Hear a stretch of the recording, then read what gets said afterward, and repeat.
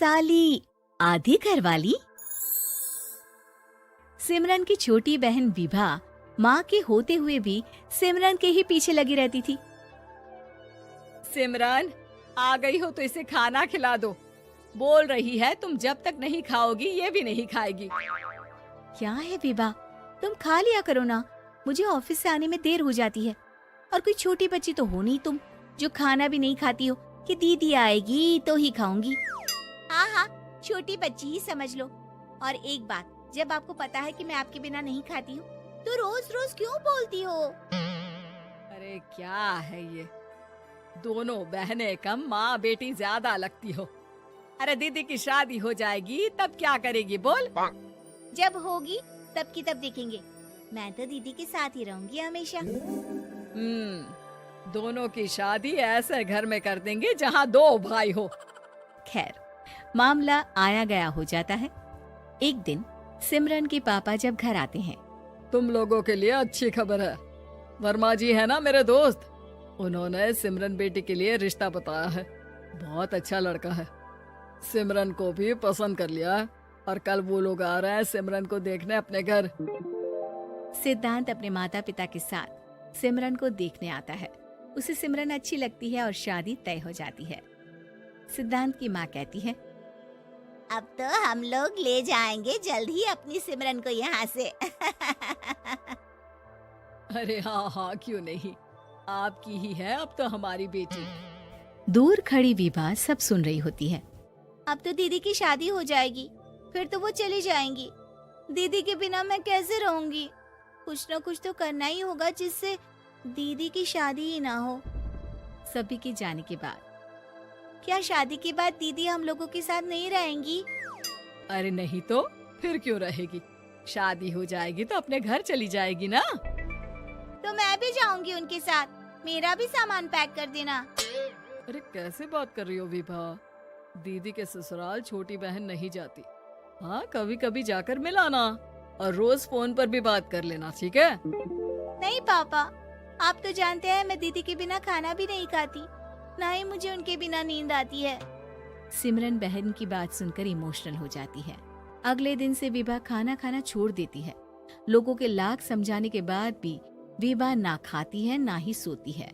अंत में हार मानकर सिमरन सिद्धांत से मिलती है। सिद्धांत, मेरे मम्मी पापा ने बचपन से ही विभा और मुझे साथ रखा। वो मुझसे बहुत जुड़ी है। मुझे उसकी टेंशन रहेगी शादी के बाद, क्योंकि वो मेरे बिना नहीं रह सकती है। अरे ये तो छोटी सी बात है, वो हम लोगों के साथ हमारे घर में रह सकती है। जब उसकी अकल आ जाएगी या वो समझ जाएगी कि तुम्हारा घर वो नहीं बल्कि ये है, तो हम उसे घर छोड़ आएंगे, ठीक है? सिमरन खुश हो जाती है क्योंकि वो यही चाहती थी। वो माँ पिता से बात कर लेती है। अरे कैसी बात कर रही हो सिमरन, भला बेटी के ससुराल में हम छोटी बहन को कैसे भेज दे? जमाना क्या कहेगा? अरे तो पागल हो गया है, मना कर दे। इस शादी में इन लोगों का तो ये चलता ही रहेगा, कभी बहन यहाँ आ रही है, कभी वो बहन के पास जा रही है।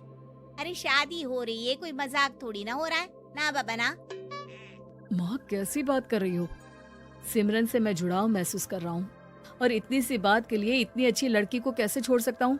सिद्धांत की भी जिद होती है कि वो सिर्फ सिमरन से ही शादी करेगा, और होता भी वैसा ही है।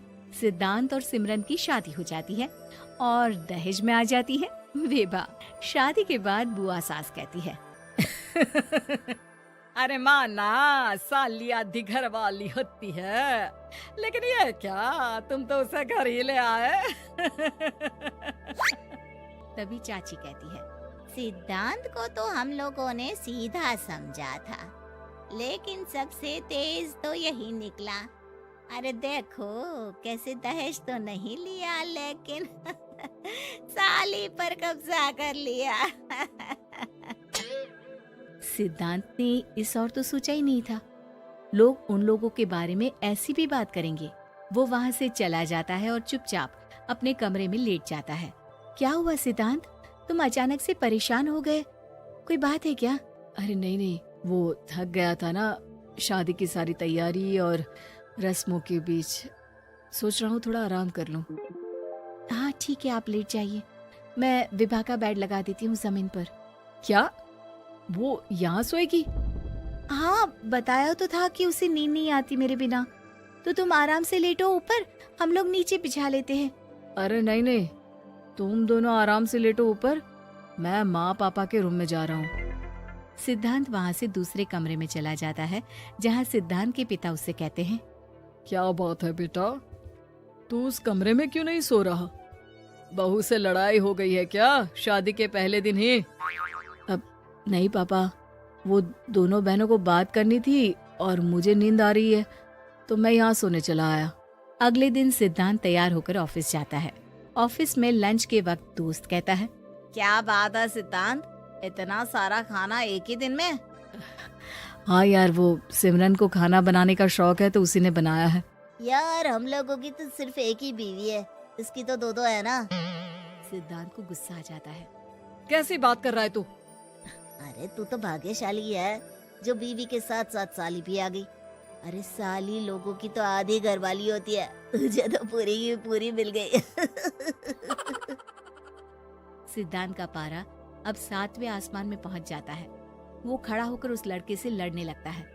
हाँ, मेरी शादी में मेरी बीवी के साथ मेरी साली भी आई है, ये सच है, लेकिन सिर्फ कुछ समय के लिए, क्योंकि उसने सिमरन को बचपन से ही माँ की तरह देखा और यूं अचानक वो सिमरन से अलग नहीं रह सकती थी। इसलिए सोचो, अगर मेरी बीवी उसके लिए माँ का स्थान रखती है तो मेरा दर्जा क्या हुआ?